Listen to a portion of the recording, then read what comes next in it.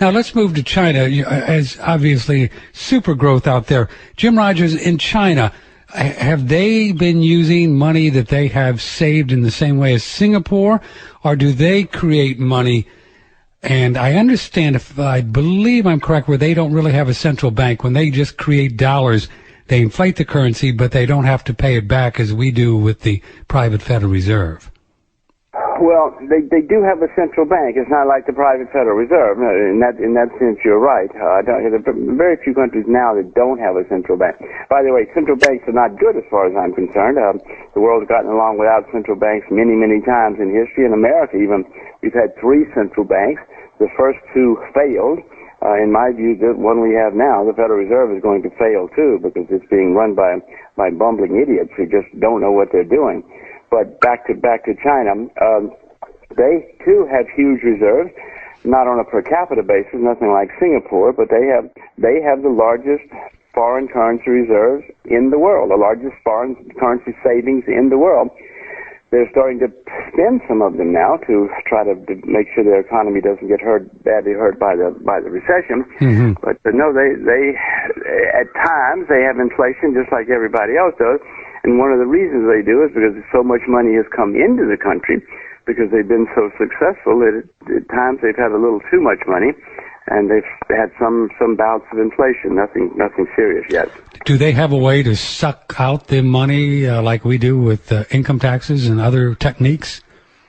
Well, they do have income. They have taxes not as high as we do in the U.S., but they certainly tax people. They impose bank reserves. They make the banks hold back a lot of money and not make loans at times, just as we do in the U.S. and most Western countries as well. So that's their way to do it, and they can always sell bonds to the public and suck money back in that way. We will take emails for Jim Rogers, also telephone calls, 888-663-6386, 888-663-6386. Email patrick@oneradionetwork.com. You did very well, I hear, in the 70s when gold really took a nice run and we had the inflationary 70s.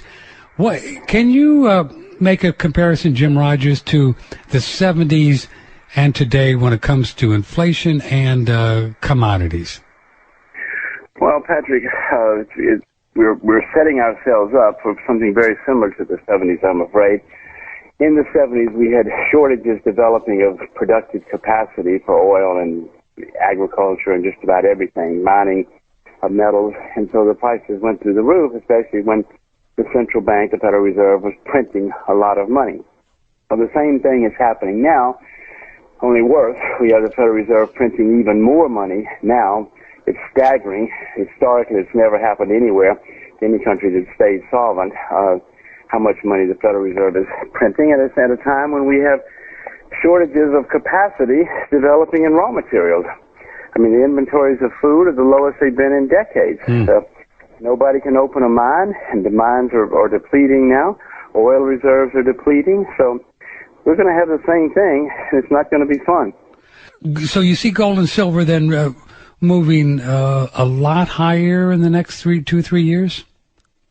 I know a lot's a loaded word. 2 or 3 years. I don't know about the next 2 or 3 years. I think silver will do better than gold, and that's because the IMF has huge. They're the second or third largest owner of gold in the world. IMF is desperately trying to sell their gold so that they can bail everybody out. So that's a big overhang on gold. I think silver will do better. I think agricultural products will do better. I think other real assets will do better, but I certainly own gold.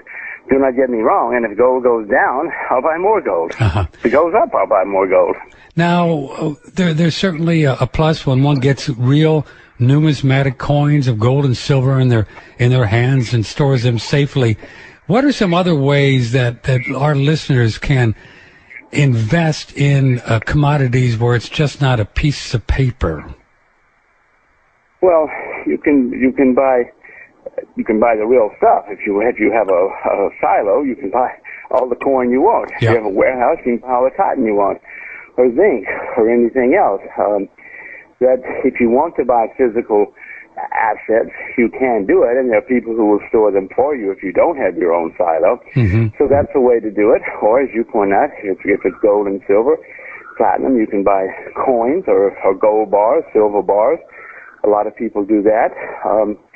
They're now traded on some stock exchanges. You can buy certificates, which are actually receipts. I mean, it's a receipt saying, you, Patrick, have 10 ounces of gold in the vault in Australia or Switzerland or wherever it happens to be. There are ways to do that. Now, that is a piece of paper, but it's actually a receipt. It's showing your gold, your number, the number of your bars, and where it is. And there are also things called exchange-traded notes and exchange-traded funds, which in essence is where you're buying a basket of metals or agriculture, whatever it is you want to buy. Do you think there's a chance, Jim Rogers, that exchange-traded funds could just go bad if things really went bad? Are there any risks there, do you suppose? Well, there's risk to everything, Patrick, especially in the world we're coming in now. I mean, I'm afraid things are going to get bad enough in the U.S. that there's going to be social unrest, and not just in the U.S. I'm not picking on us. It's in many places. There already is social unrest in many countries. So I'm afraid you're going to see more problems, and if you start having people storming the barricades, of course, who knows what could happen. So if you have it in your backyard, you know where your gold is. On the other hand, if you have it in your backyard and the mob comes, they may take your gold from you. So there's all sorts of risks no matter what we do. You're a very practical man, aren't you? You just kind of... you talked about the money that the Fed has created and that we've borrowed, and some people say it's going to be in the neighborhood of $13 trillion before this current era of whatever this stimulus stuff is called and what it is. That's going to be a huge impact on our present money supply of, what is it, Mr. Rogers, in the neighborhood of 15 to 16 trillion. Well, do you see massive inflation, hyperinflation, slow burn over the years? How do you think it's going to play out inflation-wise in the United States?